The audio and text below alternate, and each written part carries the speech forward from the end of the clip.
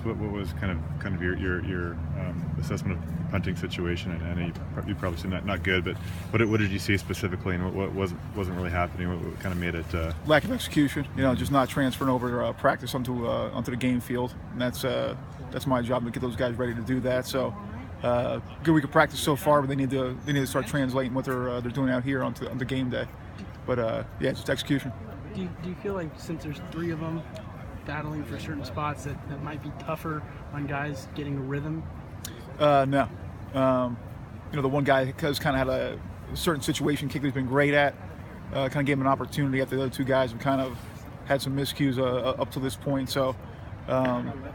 We'll kind of dedicate a little bit more, I think, to one, but there's still a role for all these guys at this point. But somebody needs to really kind of grab the reins and kind of seize the job over. But again, that's on me to make sure that these guys are prepared going into the game and can execute what we want to do. Have you been looking for that from a guy so far this year to just kind of grab hold of that job, or? I mean, you'd like to, kind of go with the guy who, if he gets hot and kind of just, seizes the reins there. But there is some schematic stuff to it, and there is, some advantages to kicking more than one, obviously. But like I said, good week of practice with it, but we need to carry this over. Do you think it's still a situation where you can use all 3 in a game, and in different kind of situations bring out different guys? And do you still want to see that going forward? Is that kind of the ideal situation for you guys? Yeah, I mean, really don't. Eric's got a bunch on his plate. Eric's, he's got 2 other jobs to do, and then the Sky situation is more for a traditional punter. So that's why Mitch is kind of fitting nicely into that role. And now we just got to get Kyle kind of a little more consistent with what he's doing. So, and obviously the one he kicked last week was a game quality kick that we'd be happy with. But consistency and doing that just over and over again. So, good week for him. He's put extra time in this week, which is great to see out of him. And we'll see that on Saturday, hopefully.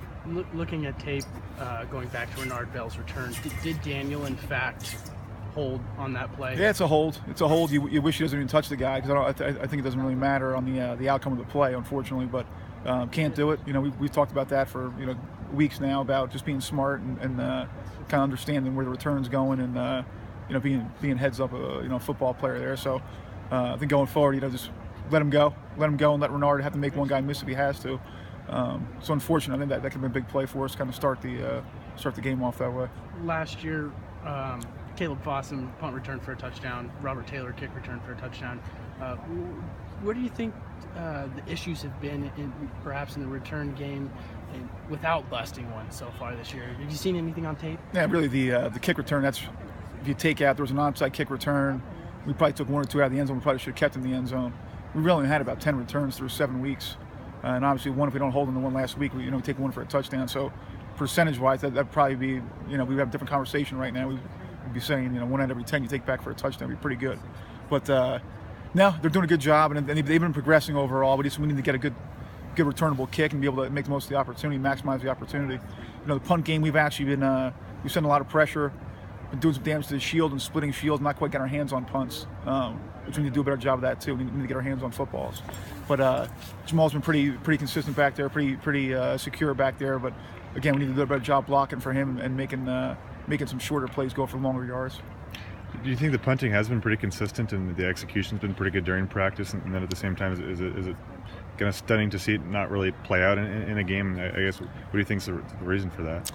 A good question. Yeah, good question. I mean, it's just just translating over. I mean, I think it's just falling back on your training. Falling back on your training, and the situation doesn't matter.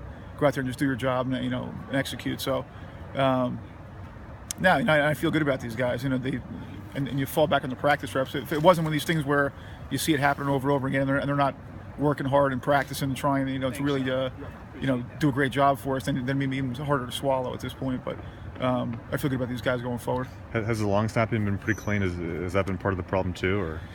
We could be tighter there. Yeah, it can be tighter there, especially with the guys that are a little more traditional of a punter, specialist type. I mean, they one little, kind of variance from hip to hip or high and low can kind of throw off the timing a little bit. So yeah, that can tighten up as well. Thanks, Coach.